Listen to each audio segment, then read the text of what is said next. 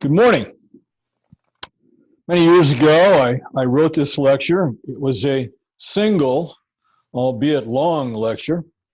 The title is To Have and to Have Not, the Gilded Age and the Farm Problem in the late 19th century America.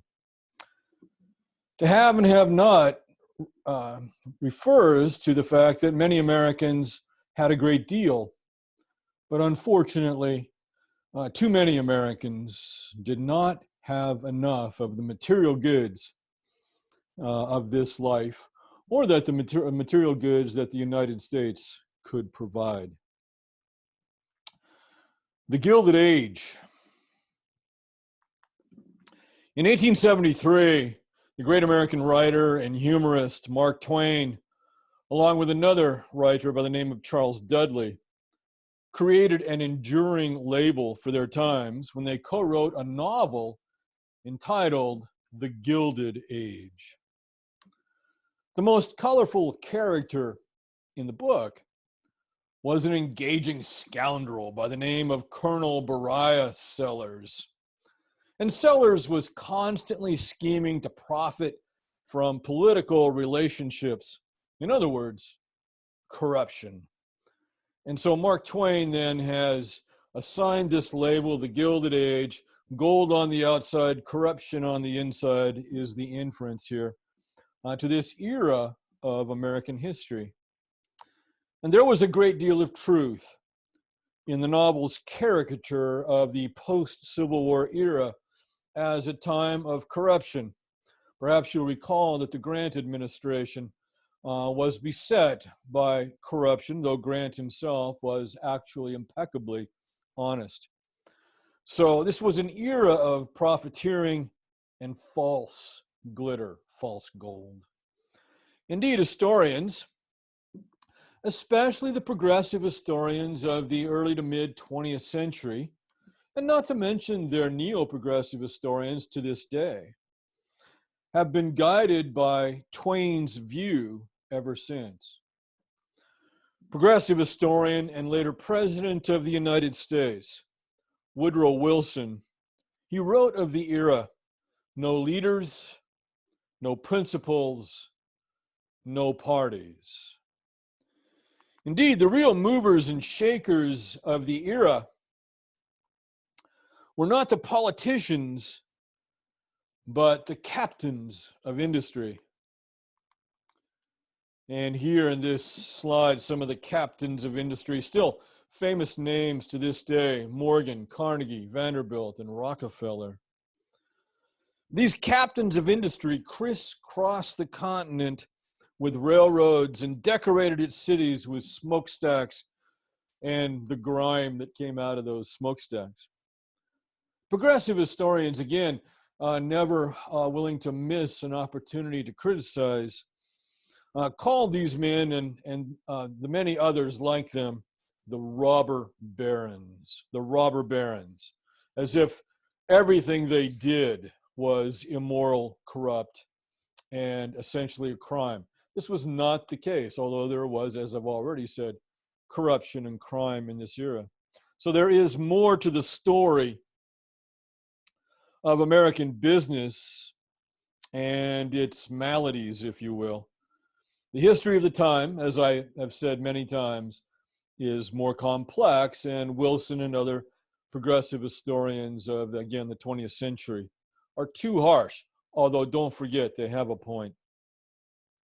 I do agree with Twain and Wilson that the best way to understand the late 19th century is to focus on economic issues. The economic issues of the day and how they impacted the nation, the American people. And so we are in debt to Twain to giving us a colorful a metaphor and label for this time. The problem with politics. Two factors accounted for the muddled politics of the period. Americans wisely remembered what had happened when the two parties, the Democratic Party and the Republican Party, had taken clear-cut moral stances on an important issue, and in this case, slavery. Obviously, these clear-cut stances on a moral issue had led to the disintegration of the political fabric of the country. Secondly, the two parties were essentially evenly divided. Thus, to take a controversial position that moved the middle element of the voting public to the other side was to risk losing an election. Moreover, presidential leadership, perhaps in response to Lincoln's strong leadership, was quite weak in this era. And again, that's a generalization. I don't think that Grant was a particularly weak president, but again, his administration was beset by corruption. Well, the old Whig view of the presidency, that the president was simply to administer the government and not come with an agenda, today we would find that completely foreign. The president is usually elected in addition to his personality, but on his agenda. What does he and someday she want to accomplish? So the old Whig interpretation, though, was that the president was simply an administrator. Congress was responsible for bringing a program, so to speak, to the president. This was the way that the government had largely operated before the war as well. There were exceptions to this rule, Andrew Jackson being the most prominent case. Well, under such conditions, the parties became machines for getting their people elected and then dispensing political favors once the election was over. And so another label for this, of course, corruption. And there was an alliance between industry and politics, again, more corruption, that came to characterize this era, the Gilded Age. Contrary to Wilson, however, the two parties did differ over substantial, if not monumental, issues. The Republicans were the heirs of the Whig tradition. Their members were largely of British descent. Their stronghold was New England, and they considered themselves to be the true Americans. Republicans were also the heirs of the Northern abolitionist reform tradition. Thus, they drew to their ranks a host of reformers and moralists, but they were often anti-immigrant. They wanted America to retain that identity that they identified with. And the immigrants in the late 19th century were coming from all manner of places, especially in Europe, but not necessarily the old Anglo-Saxon stock. The Republicans were also the party of the high tariff and the use of government to expand the infrastructure of the country. For example, government providing land grants to railroads, etc. So the Republicans were the activist big government party. They were largely the Protestant long-term Americans, as I've already said, with blacks appended to the party. This is the party of Lincoln, the party of emancipation, the party of civil rights during Reconstruction, as we've already seen. And so blacks naturally voted almost to a man for Republicans when they could vote. And during Reconstruction, this was the general case, but of course, after Reconstruction ended, blacks gradually lost the vote. The Democrats were a mixture of nearly everybody else. Southern whites, they're not going to vote Republican.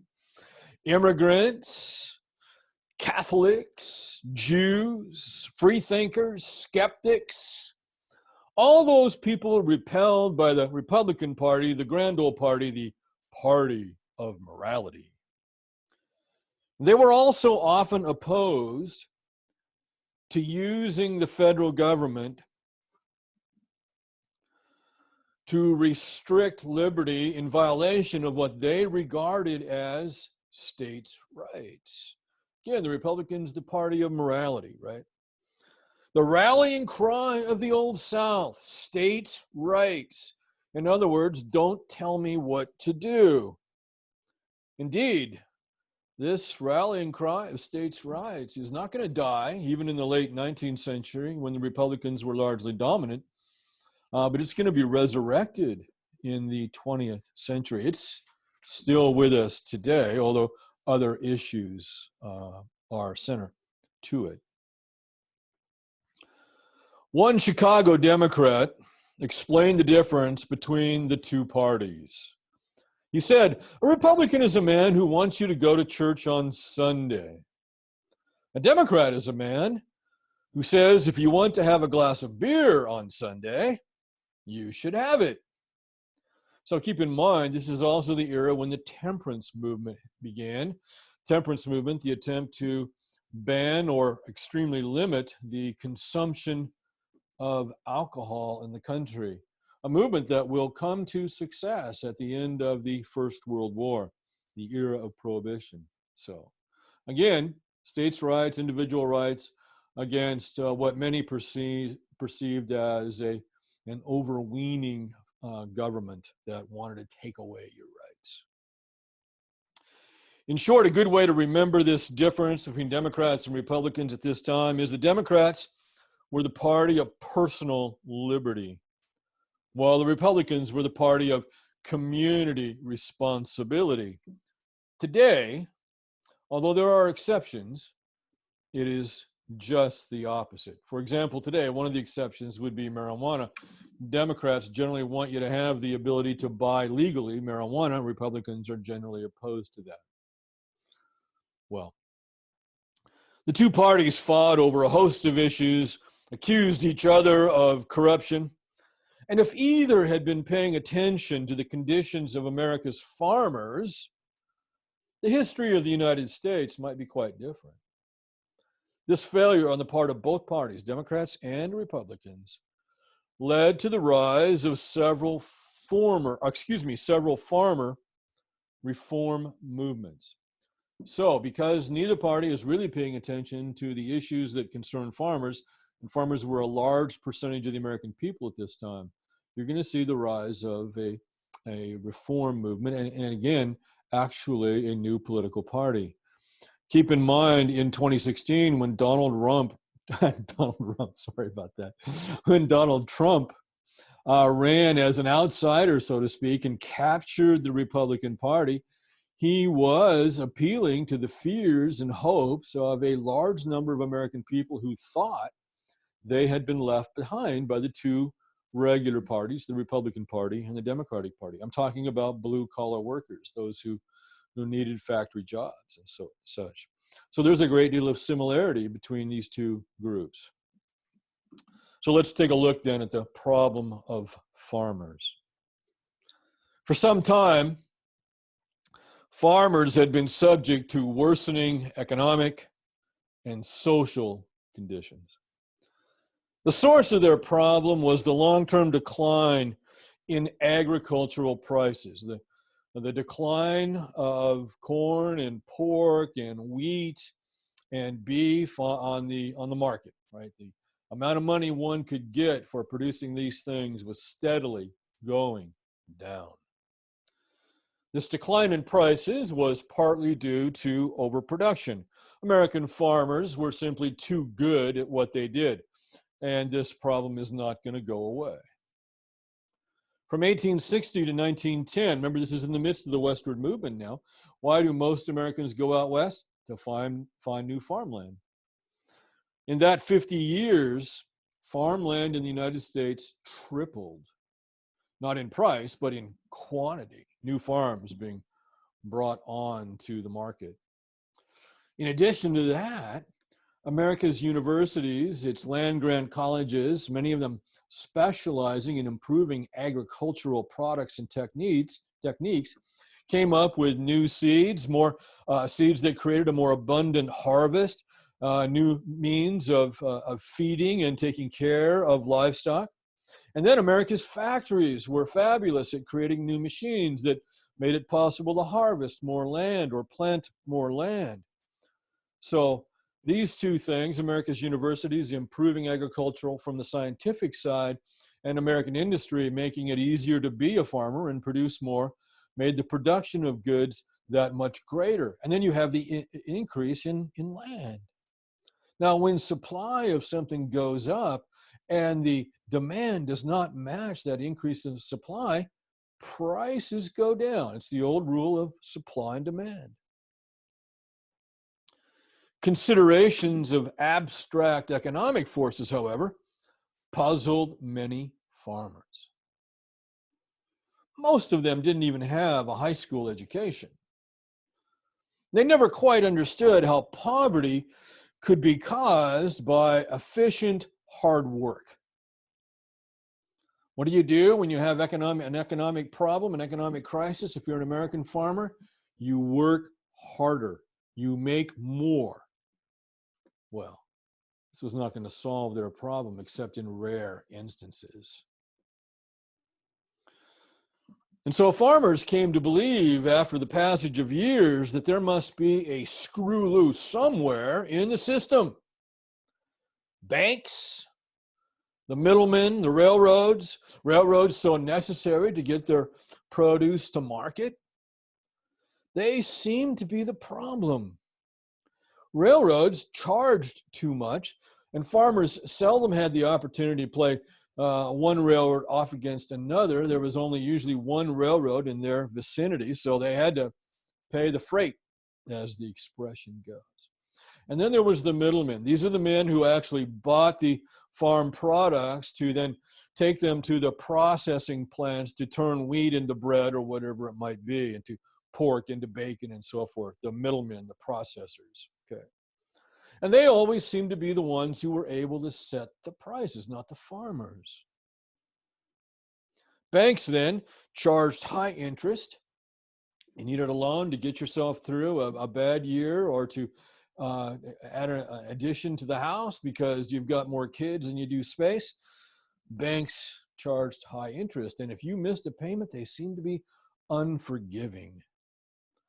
The whole system seemed to make the farmer a slave. And farmers, and those reliant upon farmers, made up nearly half the country at this time. Today, they're 2% of Americans, but back in this time, 40 to 50% of Americans. Tariffs were another complaint. We all understand, hopefully by now, the tariff, but if you don't, you'll have to look it up or go back to your notes when I explained it during the Jacksonian era. But tariffs, the Republican Party was the party of high tariffs. They wanted to protect those industrialists, largely in the North and upper Midwest, with relatively high tariffs. And of course, a high tariff meant higher prices for the average American. And so this was not popular with farmers who were generally not overly prosperous. And so American businessmen were able to raise their prices on tractors and other farm implements and so forth, and things for the house, a washing machine or whatever. And when I say washing machine at this time, I don't mean one you plug into the electricity. Finally, deflation. And it's absolutely essential to understand this economic problem of deflation. Deflation of the money plagued farmers, helping to cause further decline in prices. Ultimately, farm discontent would settle on the deflation issue in the hopes that solving the deflation issue regarding the currency in the country, the old dollar bill, that if you solve that problem, you would solve the farm problem. The problem with the nation's currency at that time, this is not the case today, so this is going to take an effort to understand this, was that it lacked the flexibility to grow with America's expanding economy. The more people working, the more businesses, the larger the economy. You have to add money to that growing economy in order to keep from having a deflationary problem. Well, we do that today through the Federal Reserve System. It makes sure that the nation's money supply stays at a certain level. Well, there was no Federal Reserve System at this time. And from 1865 to 1890, the amount of currency in circulation, the actual amount of money in the country, decreased from about $30 per person to 27. So roughly a 10% decline in the actual money circulating in the country. Why was this taking place? For a very good reason that, again, would be completely foreign to our current political leaders. The government was actually trying to pay off, to retire the debt from the Civil War. We have no concept of trying to pay off a debt today. It does not concern most Americans and most of their leaders. And you got to remember now that this is an era, and will be for some time, when the United States actually uses gold coins as part of the money supply. And so we are dependent upon discovery of new gold fields in order to add gold coins to the money supply. But there is a shortage then of new gold discoveries that the United States can take advantage of in the late 19th century. The California gold fields as such are largely played out. The gold fields of the West in general largely played out. They're adding some gold, but not a great deal. This problem will be alleviated in the 1890s and a little bit later, not entirely, but somewhat, with the discovery of gold in the Yukon in Alaska. So the population is increasing dramatically through immigration and the natural birth rate, but the money supply is gradually going down. This is an economic problem of substantial significance. So there's a shortage of money in the country, which is, of course, deflationary. Prices go down. In this case, that sounds great. Prices go down, not if you're a farmer, you see. And the prices then for your farm products are going down. The money crisis, indeed, only magnifies the decline in farm prices due to overproduction. Farmers became convinced that there was a conspiracy amongst bankers and other creditors, politicians, etc., to enhance their interests at the expense of farmers. It's a great cartoon here with an American farmer. Sorry, my inset picture there is covering his face, but you can see that Americans are being destroyed by railroads in this cartoon.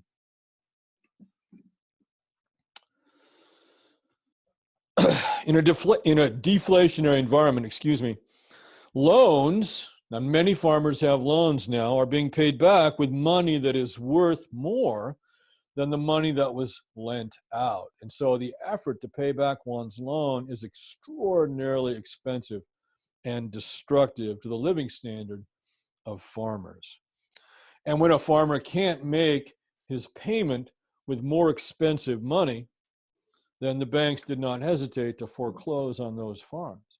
If you owe money to somebody, especially if you owe a lot of money, then you want an inflationary environment, because generally in an inflation environment, the money that you're bringing in increases in quantity, even though it goes down in value.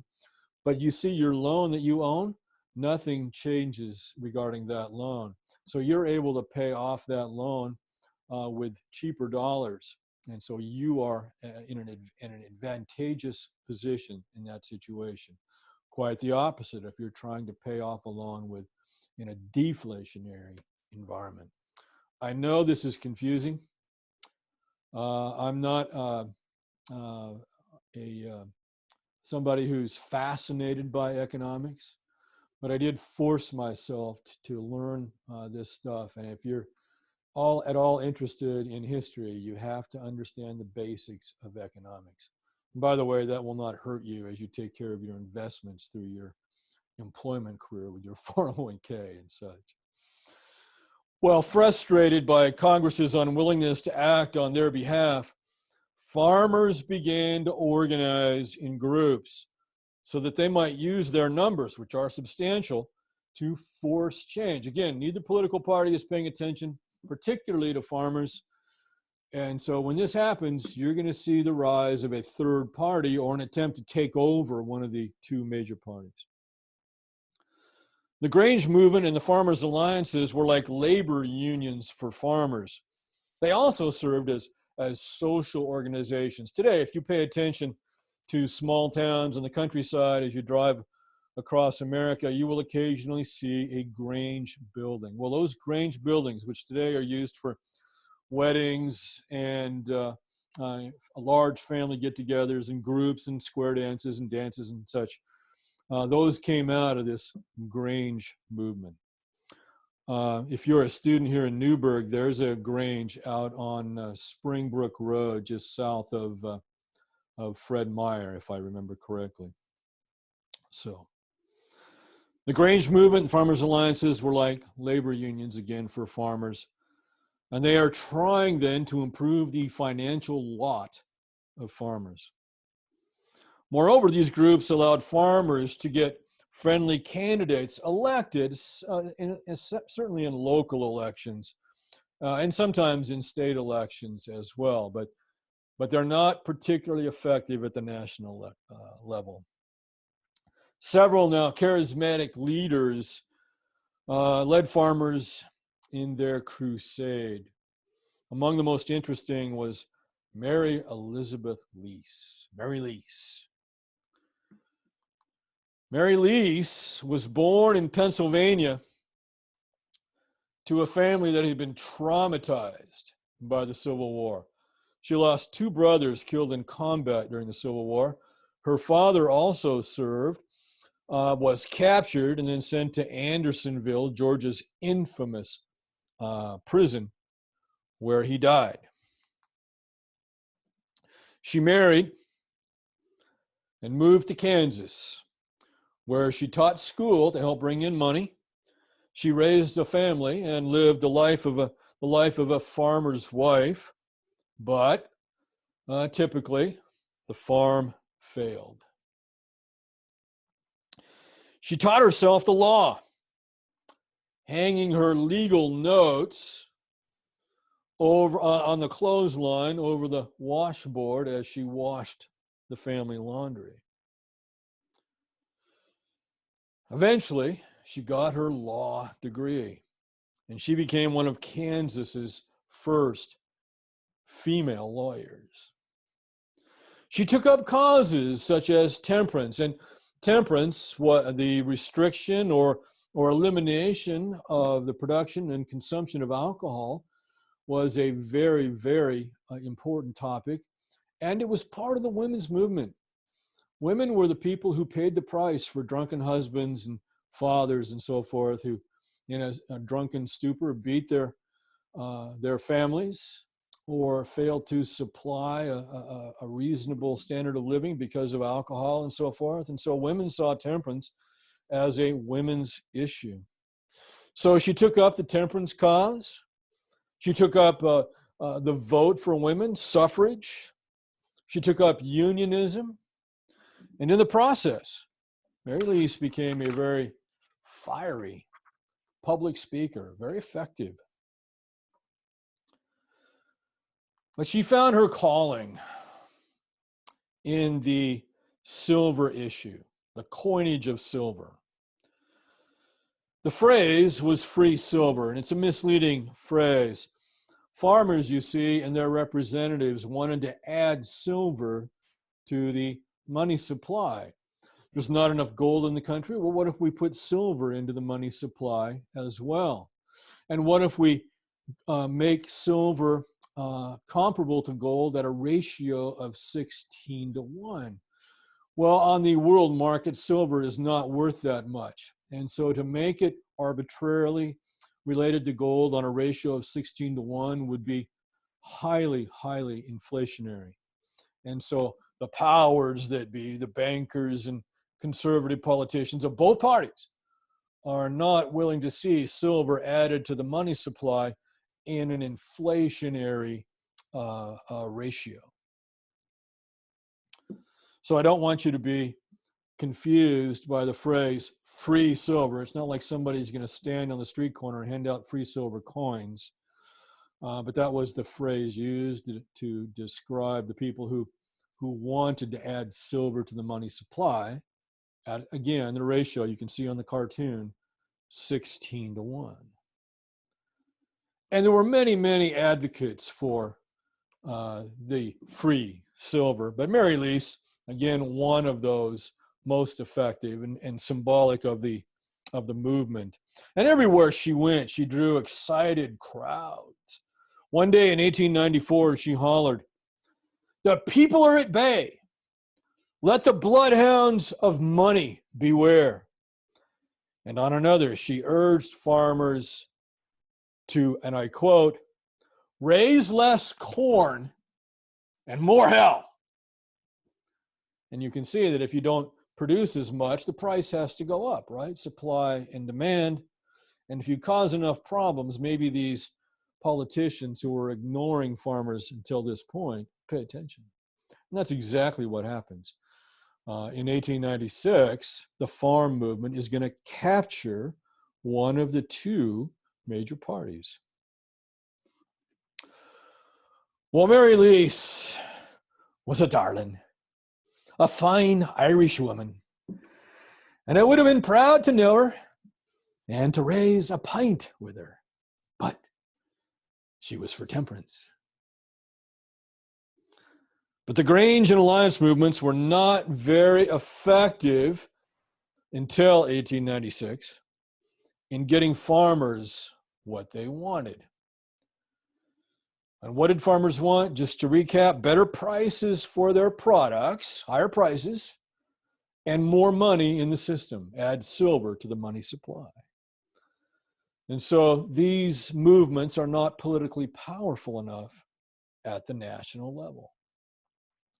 In the early 1890s, farmers then began to think in terms of forming their own political party to pursue change through the passage of laws. This political party will be known as the Populist Party, the People's Party. And then, and to this day, populism is an epithet. If you're a populist, you're not educated, you're not sophisticated, you don't understand the issues, you just want what you want, and what you want is actually going to be destructive to the economy. That's the way the word populist was used amongst those who were opposed to the populist movement. Oh, you populist. Well, not surprising. Here in the last 5 years, Donald Trump was the leader of a people's movement. And so the workers and so forth who felt they'd gotten the shaft over the last generation and wanted their share, so to speak, they're called populists by the elites of both parties, Republicans and Democrats. Oh, you populist, you don't have a college education. You should listen to your betters, for we understand the world better than you do. Well, in part 2, we'll see how the Populist Party maneuvers itself and what happens in the crucial election of 1896. Well, I can't leave you with a better cliffhanger than that, so I'll see you next time. And as always, God bless you all with faith and grace in Jesus Christ. Amen.